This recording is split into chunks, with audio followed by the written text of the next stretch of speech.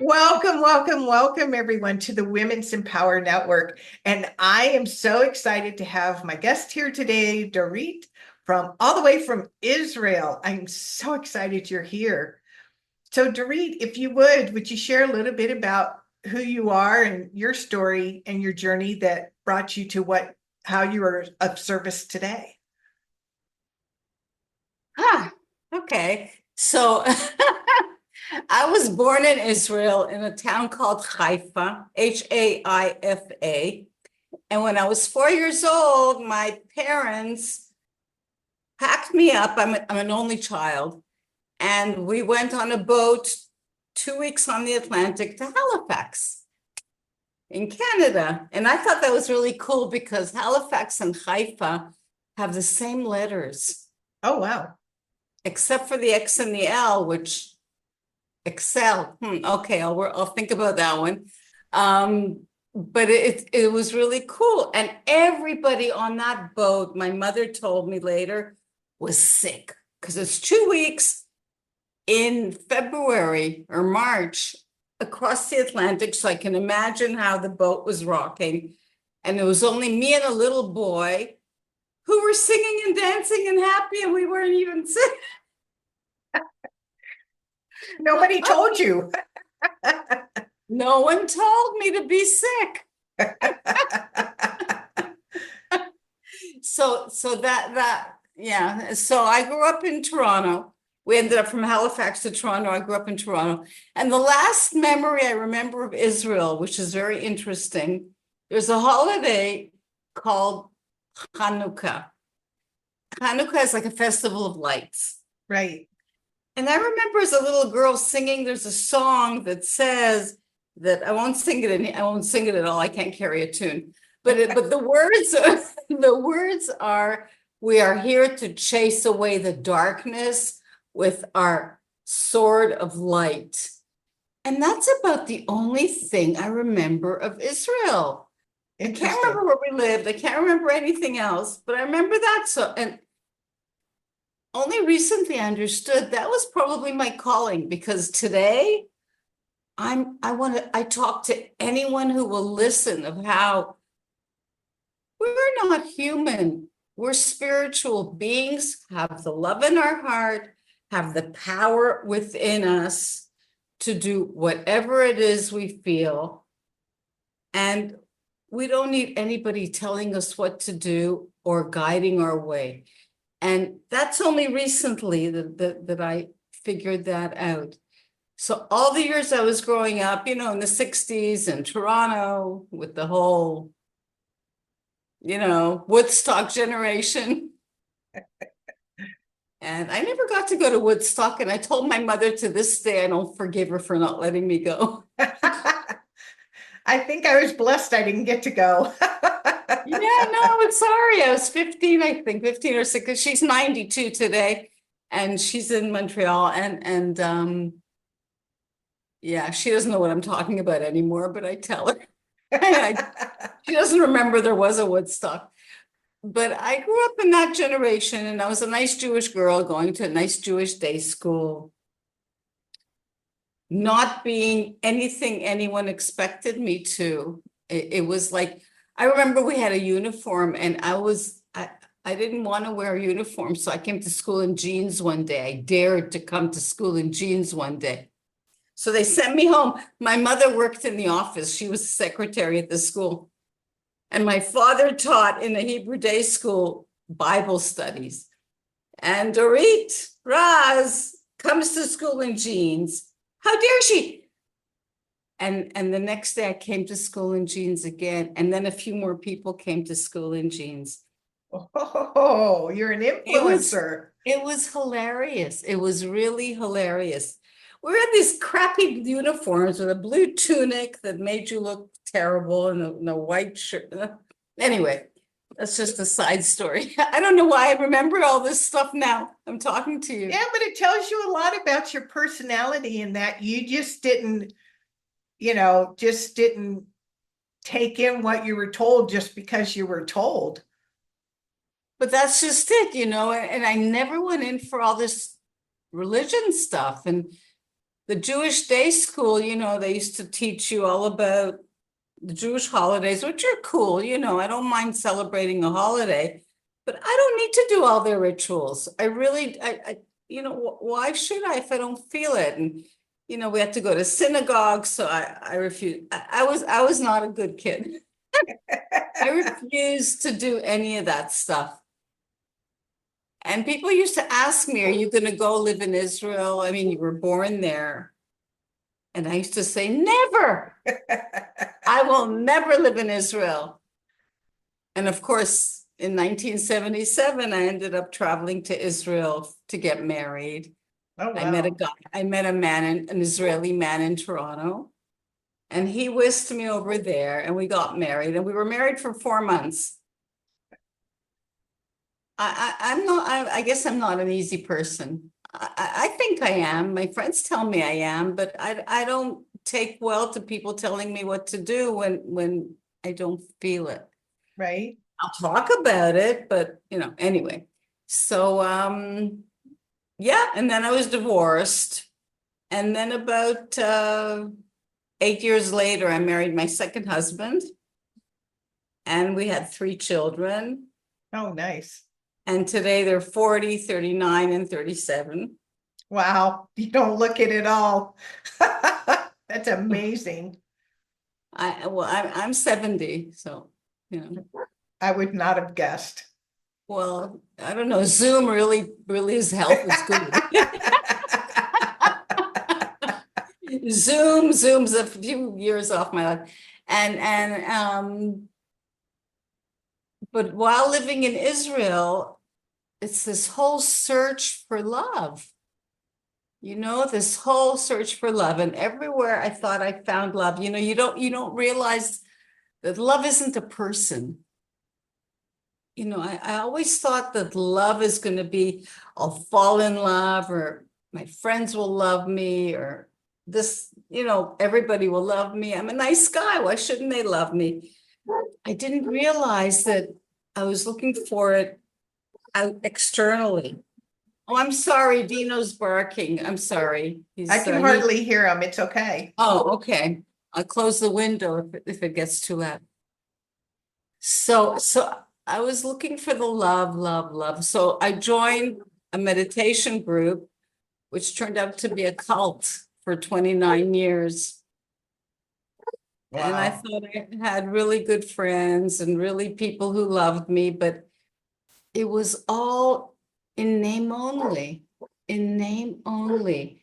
It was crazy. To this day, I people who are in the cult, I call it the cult, and the ones who are there have to, cut ties with me because they're not allowed to really stay in touch with me because it's all secret. It's secret stuff. And the teacher there was connected to God, and he used to channel stuff from God and all that.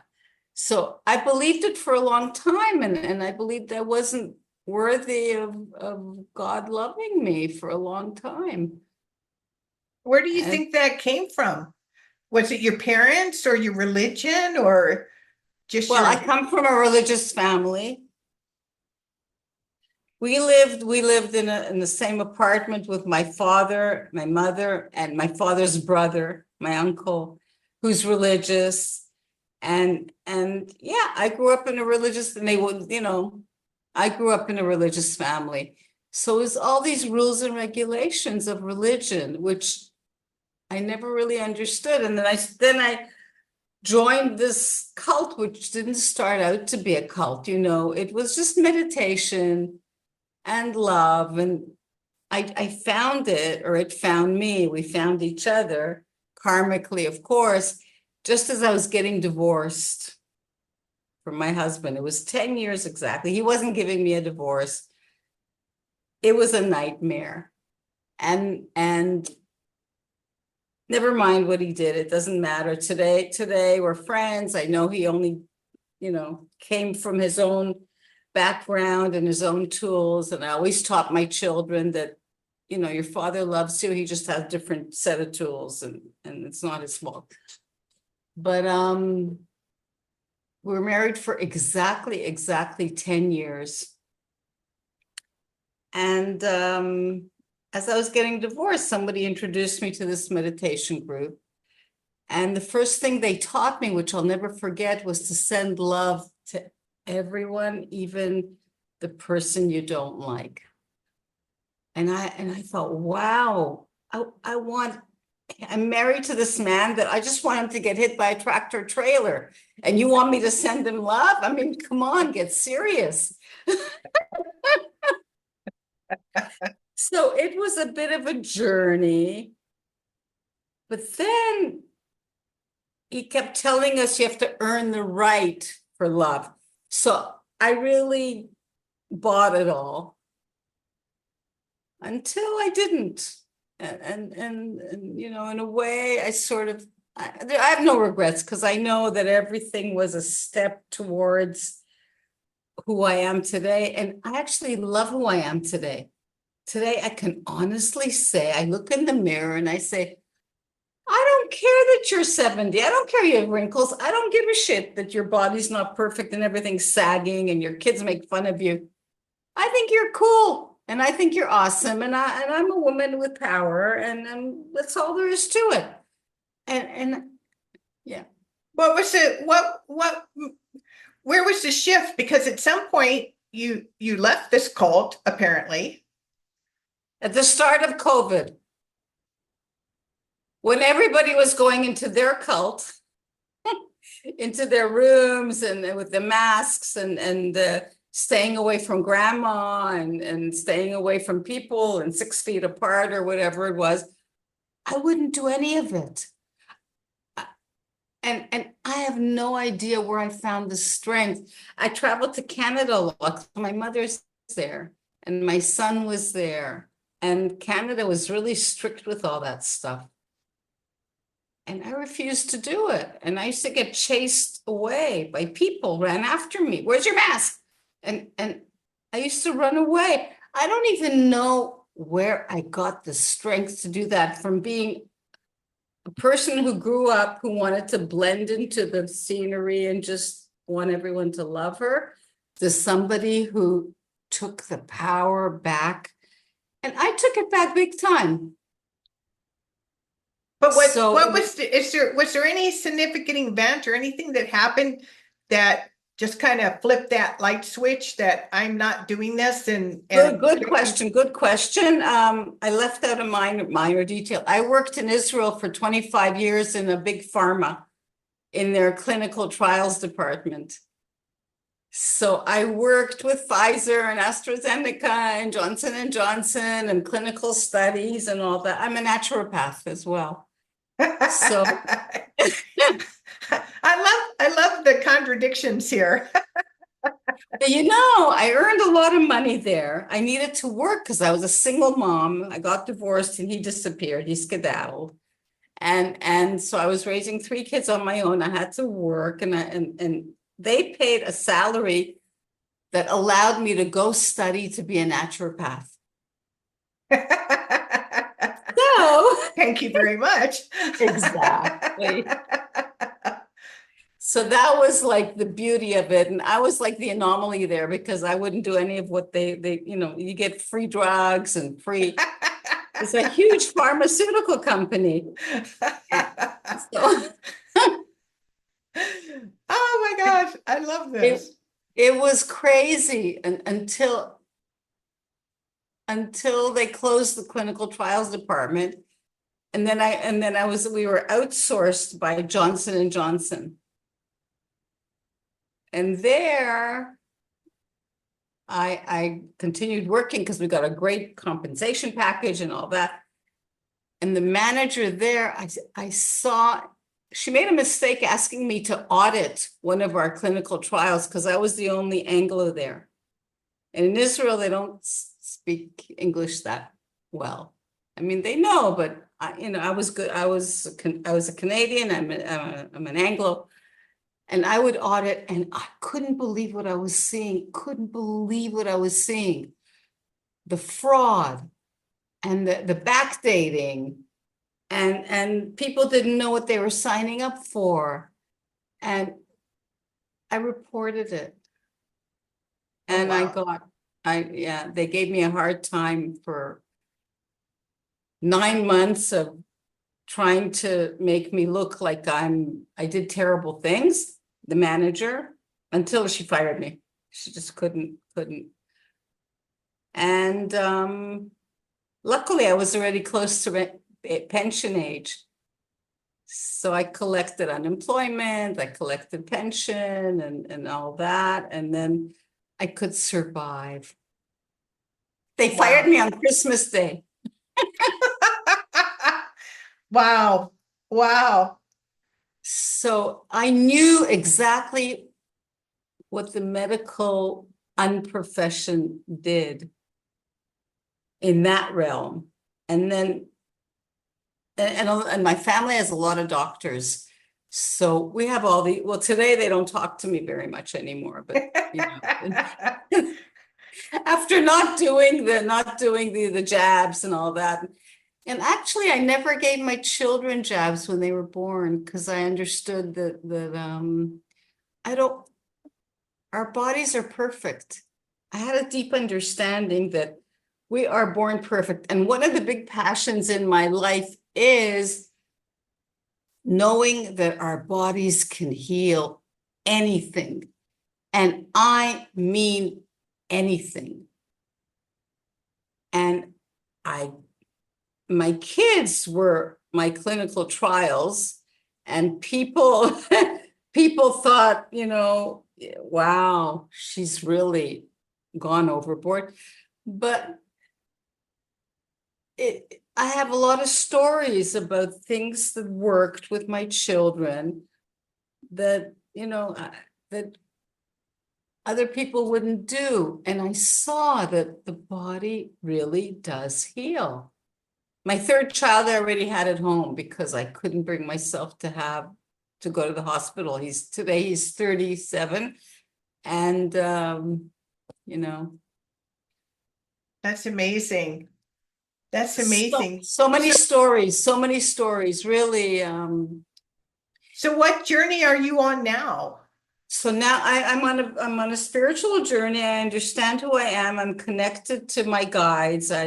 I meditate every day. I wake up in the morning. I live in a very small 2-bedroom unit on my landlord's property. I rent it. I've got 2 children living in Israel, one living now in Bucharest with my grandchildren, and my mother in Canada. And I wake up every morning. I look out the window. I see the trees. I see the birds.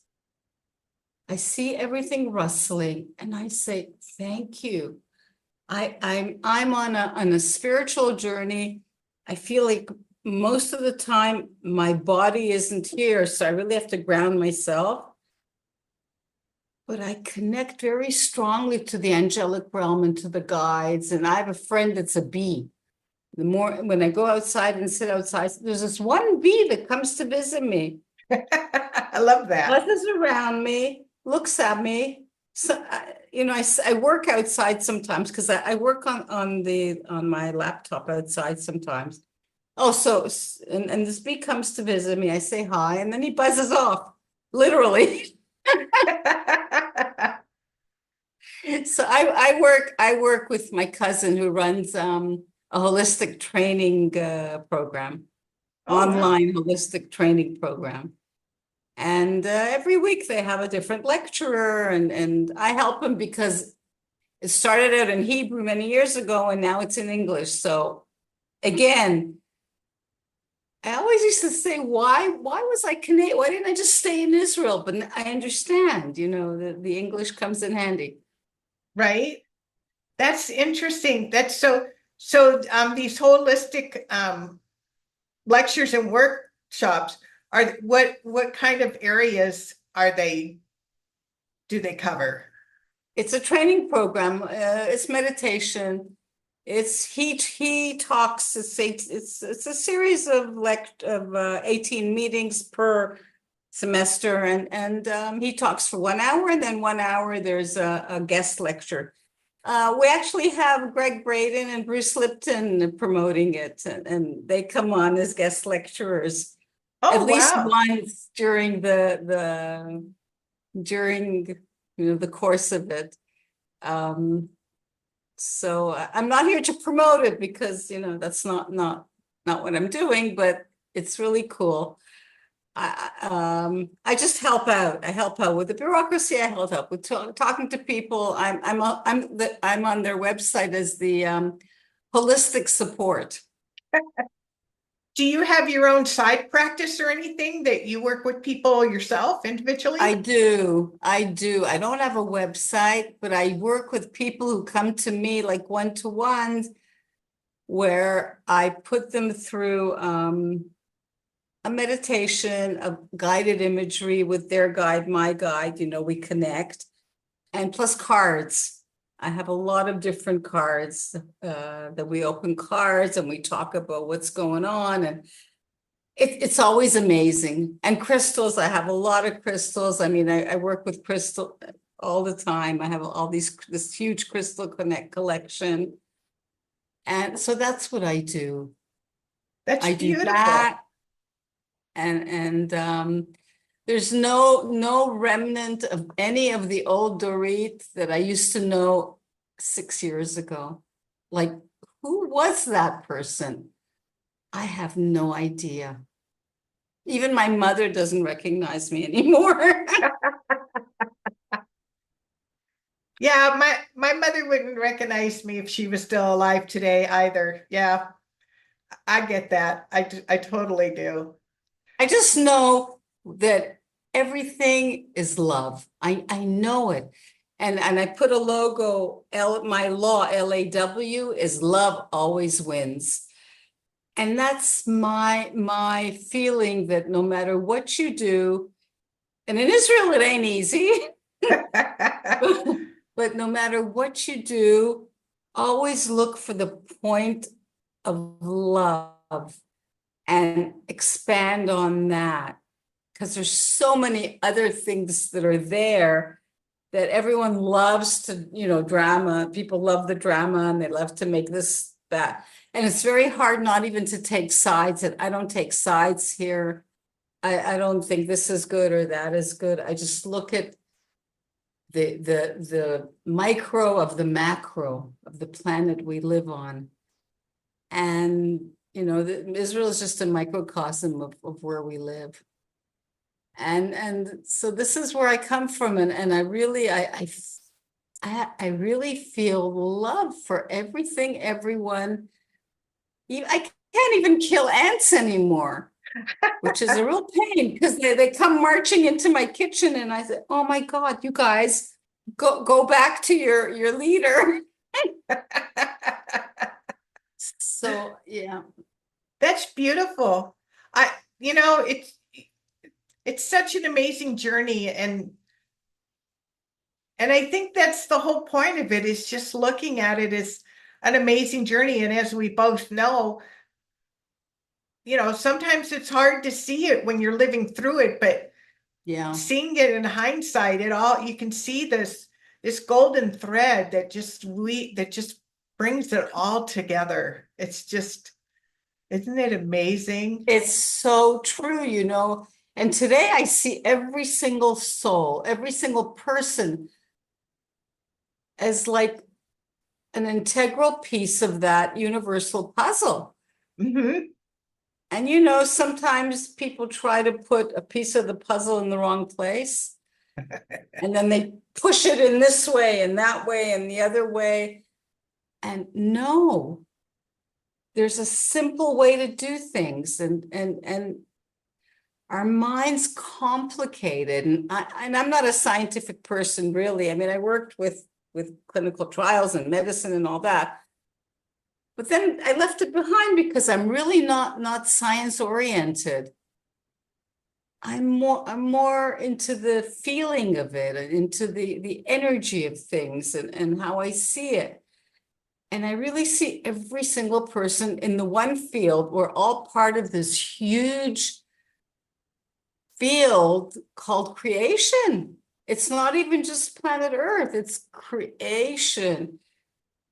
And it's so that I feel like my journey really just started 5 years ago or 4 years ago in 2020, at the start of COVID. My journey began. That's so beautiful, but everything got you ready. So, what Yeah. parting words of wisdom would you like to share before we leave today? Oh, wisdom you want. Huh. No, just something small, Well, we are all perfect creations of source. And if we look at ourselves as this isn't good and that isn't good and the other isn't good, the source doesn't make mistakes. This is who we were meant to be in order to carry forward the love that we find in our hearts. And I just want to be a super spreader of love. And I think that's what everyone should be. This is the virus, this the love. And this is what the words of wisdom are, that we are all love, all of it. And we are not alone. We are not alone. We are all one. And if you take the word alone and you add L for love, you will find it's all one. So this is, yeah, my 2 cents worth of wisdom. Oh, it's beautiful. I love it. And I so resonate with your message and what you're about. I'm so grateful you're here. Absolutely. And So, I'm if good. you would, I want to let everybody know that if you really resonated with Dorit's message today and you want to connect with her, we'll be sure to put her contact information above this interview. And Dorit, thank you again so much for being with us today. Oh, and thank you. Thank you, Ginny. Really, I love you. I could probably talk to you for hours. I feel the same. Kindred spirit. Okay, big hug to everyone. Hug, hug, hug.